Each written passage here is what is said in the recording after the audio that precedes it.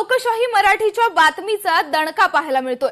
Navi Mumbai police प्रशासनाला अखेर जाग आली आहे। नवी मुंबईतील सर्व डान्स बारची कसून तपासणी सुरू आहे। डान्स बारमध्ये अल्पवयीन मुली असल्याचं समोर आलंय। डान्स बार प्रकरणी तुर्भे पोलीस ठाण्यात गुन्हा दाखल करण्यात आलाय। लोकशाही मराठीच्या दणक्यानंतर नवी मुंबईतील पोलीस यंत्रणा जागी झाली आहे। नवी मुंबईतील सर्व डान्स बारची कसून तपासणी सुरू आहे। डान्स बारमध्ये अल्पवयीन मुलींचा समावेश असल्याचं समोर आलंय। तुर्भे पोलीस स्टेशनमध्ये गुन्हा दाखल करण्यात आलाय। नवी मुंबई पोलीस आयुक्तालय हद्दीतील डान्स बारमध्ये अनेक अल्पवयीन मुलींचा समावेश असल्याचं लोकशाही मराठीने सातत्याने समोर आणलंय।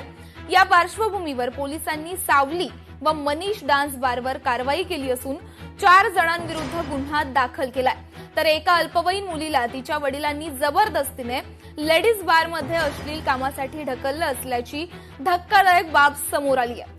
या प्रकरणी तुर्भे पोलीस ठाण्यात नराधम पिता आणि तिन्ही आत्यांविरोधात भारतीय न्याय संहिता आणि बाल न्याय अधिनियमाअंतर्गत गुन्हा दाखल करण्यात आलाय। लेडीज बारमध्ये चालणाऱ्या या काळ्या कारभाराविरोधात आणि अल्पवयीन मुलींच्या शोषणावर लोकशाही मराठीने सातत्याने आवाज उठवत मोठा पर्दाफाश केला होता। लोकशाही मराठीच्या या दणक्यानंतर आता पोलीस प्रशासन खडबडून जागं झालं असून नवी मुंबईतील बारची कसून तपासणी सुरू झाली आहे।